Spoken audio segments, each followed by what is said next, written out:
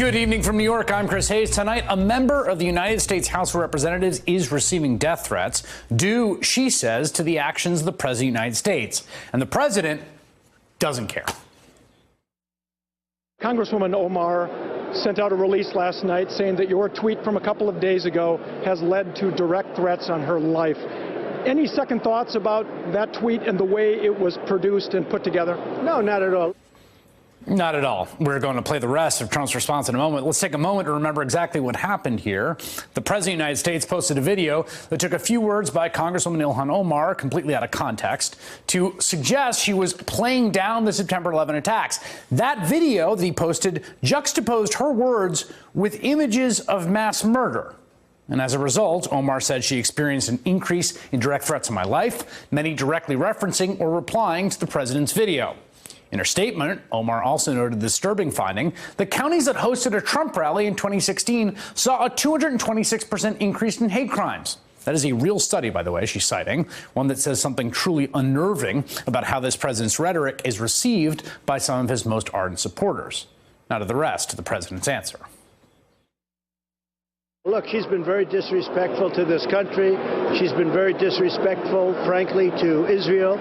She is somebody that doesn't really understand, I think, life, real life, what it's all about. It's unfortunate. She's got a way about her that's very, very bad, I think, for our country. I think she's extremely unpatriotic and extremely disrespectful to our country. Okay, there's a lot there. Let's start with the president's claim that Ilhan Omar doesn't understand what, quote, real life is.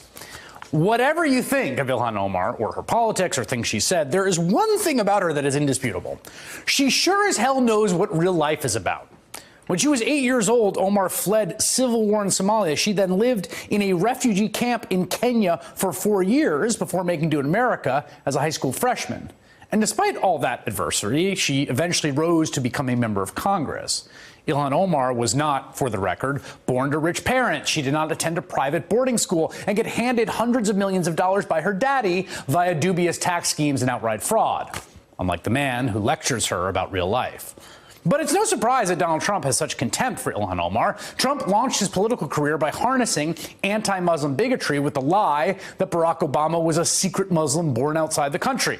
He went on to falsely claim he saw thousands of Muslims in New Jersey cheering the September 11th attacks and made a wholesale rejection of 1 billion Muslims worldwide the centerpiece of his campaign. Donald J. Trump is calling for a total and complete shutdown of Muslims entering the United States until our country's representatives can figure out what the hell is going on. You hear the crowd there? That enthusiastic applause is a good reminder that Trump is exploiting anti-Muslim sentiment that has long existed in his party. As Jamel Bouie pointed out today, a 2004 poll found that about 40% of self-identified Republicans said that Muslim Americans should be required to register with the government. A 2006 poll found wide anti-Muslim prejudice, with Republicans ascribing more negative political and religious qualities to Muslims and being more opposed to having Muslim as neighbors than are Democrats and independents. Long before Trump's presidency, you could see not so thinly veiled anti-Muslim bigotry in GOP fear-mongering about Sharia law and the so-called Ground Zero Mosque. Today, you see it manifested in the conspiracy theories about the fire at Notre Dame, which some on the right are now suggesting falsely was the result of an Islamist terrorist attack. On Trump TV last night, disgraced ex-police commissioner, convicted felon Bernie Kerik flaunted his own bigotry, claiming that Congresswoman Omar is infatuated with al-Qaeda and that the Council on American Islamic Relations, a Muslim civil rights group, is in fact a terrorist organization. She's infatuated with al-Qaeda, with Hamas, Hezbollah. She was at CARE at a fundraiser. She was the keynote speaker at a fundraiser for CARE, which, according to the United Arab Emirates, an Arab nation, they are a terrorist organization. Joining me now for reaction, the chair of the National Board of the Council on American Islamic Relations, Roulah Allouche. First, I guess I should have you respond to Kerik, though obviously it's a fairly slanderous statement. Yeah, thanks, Chris, for having me and for the opportunity to speak on these issues. So the statement that was just referenced, CARE is an organization that works for the civil rights and liberties of American Muslims, and by the United States government's own definition and clarification is not a terrorist organization. So as Americans, we should look to what our own government says about our organization, and CARE is very happy and honored to work with government officials. We oftentimes have elected officials at our events in support of our community and the work that we do in support of American Muslims. There has been, we have seen a real pernicious anti-Muslim bigotry in American politics in the last 18 years, and even before them, but intensified after 9/11, I think it's fair to say. Where do things stand now as you watch the president doing what he's doing, and the Republican Party and the conservative movement and Trump TV and the way they speak about one of two Muslim women elected to Congress? I mean, what we're seeing, Chris, is such an increase in hateful attacks against Muslims, and very specifically Representatives Tlaib and Omar. Representative Omar is a courageous leader. She's someone who's speaking her truth. As you referenced, she's somebody who knows a lot about life. She survived war. She chose a new land, and she's committed to serving as an American and serving the American people as a representative in Congress. And we have, unfortunately, people on both sides of the aisle now who aren't speaking out strongly enough for her and in support of her, as the president is inciting these hateful attacks on her. You know, that word inciting, which you use and others have used and I've used myself, the argument I've seen from some of the president's defenders is, look, politics ain't beanbag. Criticism is criticism. She said what she said. We juxtaposed it with images of what happened on that day. Fair is fair. What do you say to that? Well, first, her words were taken out of context, and secondly, and probably even more importantly, she has reported that she's seeing an increase in death threats and attacks against her, and to the point where she's now receiving attacks daily. This is a person who's serving our country, who's serving as a representative in Congress, and deserves people on both sides of the aisle to say enough is enough. People need to let her speak her truth and speak for herself, but she shouldn't be subjected to these increasing attacks and that are unfortunately leading to threats against her life. Is there, how would you say things are more broadly? I mean, obviously Ilhan Omar has become a kind of a lightning rod for certain aspects of our political system and its bigotries. But more broadly, what do you think that this president has done in shaping the way that conversations happen about Islam, Muslim America? You know, Chris, it's been a really difficult time for the American Muslim community since the campaign of 2016, as you referenced, many years before that, but certainly since the presidential campaign and since this president's time in office with the Muslim ban and many other attacks on civil rights and liberties of Muslims and many other communities. It's been a challenging time, and Representative Omar and Representative Tlaib, being the first two Muslim women in Congress, are a very great example of good that can come from difficult times, and they serve as inspirations to American Muslims and people of all faith in our country. And so we're honored that we have their expertise and their leadership at a time where there's so much difficulty. All right, Roula Allouche of CARE, thank you for your time tonight. Thank you, Chris. Joining me now, Abdul El-Sayed, who's former Michigan gubernatorial candidate, chair of the progressive group Southpaw Michigan, and Masha Gessen, staff writer at The New Yorker, whose new piece discusses the dangerous bullying of Ilhan Omar. Masha, I wanted you to talk about what you wrote in that piece. What do you mean by the dangerous bullying of Ilhan Omar? Well, I was writing about what I know about political violence in regimes run by autocrats or aspiring autocrats. And, you know, violence in by such leaders is often delegated, and they go after the weak. They go after people whose presumptive allies don't stand by them.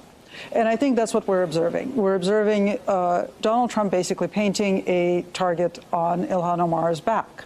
And we're observing congressional Democrats pointedly not standing by her and exposing her to extreme danger. In a sense, you know, we don't expect anything else from Trump. But I think we should be expecting more from people who should be Omar's allies. Abdul, as someone who's been in the arena yourself and run for office and knows how brutal political rhetoric can be, particularly in polarized times, I want to ask you the question that I just asked Roula, which is basically, where are the boundaries here, and what makes this, what the president tweeted and the way they're treating Ilhan Omar, different than the normal parry and thrust of politics, to your mind? I think the question we have to be asking is about how open a democracy we want. Do we want anybody and everybody who believes in this country to be able to stand up and to run on the beliefs that they espouse? And the fact of the matter is that what the president is doing is using Ilhan Omar's faith and her race as a subtext to make an argument about certain kinds of people not belonging. And I want to go back to Masha's point for a second, because the fact of the matter is we know that Donald Trump is the bully in chief. That's not a matter of question.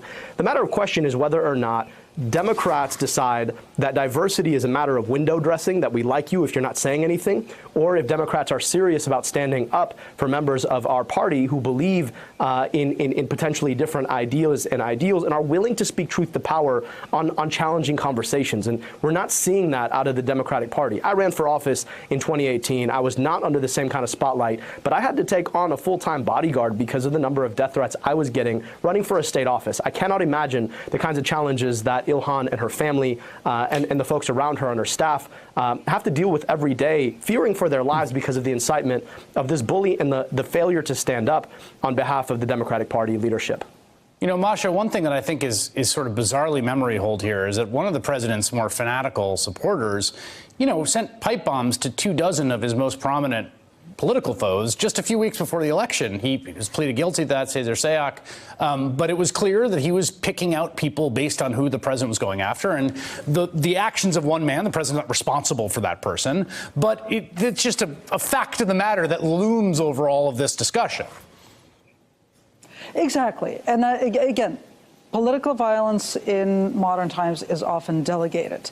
It's designating somebody as a target and showing, this person is not protected.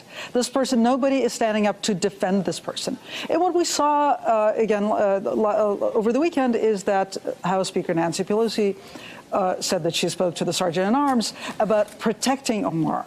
But she has not said, she has not acknowledged Omar in any way. She has not stood up for Omar herself. She's asked someone else to protect this person. And that is the kind of protection that is not a defense. Masha made the point, Abdul, about the ways in which Omar's own rhetoric is tricky for some Democrats, just because on a substantive level, some of the things she's said, particularly about Israel, they don't agree with, or other things they don't agree with substantively. What do you say to people who say, look, I have to keep my distance from her politically, or I don't believe in her substantively, and you want me to go out there and vouch for her? Well, this party has always prided itself on being a party of the big tent and being willing to stand up for the little guy and speak truth to power. And you've got a leader in Congresswoman Omar who is standing up, speaking her truth, talking about issues that everybody has run away from for a very long time.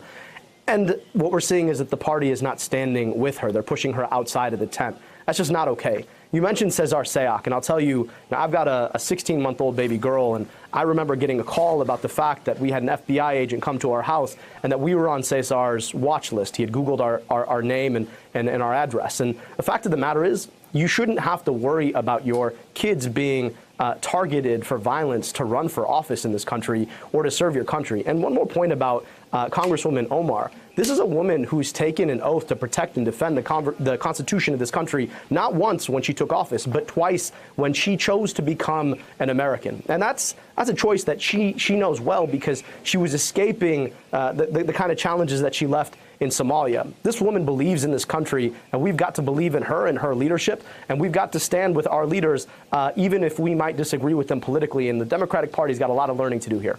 Masha, one of the things we've watched develop over time is the way in which the GOP and the president have used Muslims as a kind of scapegoat, as a kind of other, and the politics of that. As someone who has written and thought about the way those politics work, what do you see happening here? Well, I see Omar basically not behaving in the way that she's expected. She is not performing humility in the way that a freshman congresswoman should. She is not performing gratitude in the way that an immigrant should. And make no mistake, what Trump is saying about her being unpatriotic, about being a bad person, he's talking about a bad immigrant, a bad brown immigrant, a bad Muslim immigrant who was allowed into this country and is not being grateful enough. I think those are the implications, and that's, I'm putting it very mildly what he's saying. And I also want to say that I don't actually think that the problem is disagreement among Democrats, between Democrats and Omar on substantive issues. I think that there's actually style disagreements. Yes, right? right. Substantive issues that she's bringing up, that Muslims, the civil rights of Muslim Americans are trampled, including by the government, that's indisputable. Things that she has said about Israel and about Israeli influence on American politics are indisputable. The way she has said them has been ill-advised at times. And her message is basically, you know what, this is how I'm going to say it. That may not be the most politic way of doing it, but it certainly should not be punishable by the kind of threats that she is receiving. All right, Abdul El-Sayed and Masha Gessen, thank you both for being with me tonight. Thank you. Thank you. Hey there, I'm Chris Hayes from MSNBC. Thanks for watching MSNBC on YouTube. If you want to keep up to date with the videos we're putting out, you can click subscribe just below me or click over on this list to see lots of other great videos.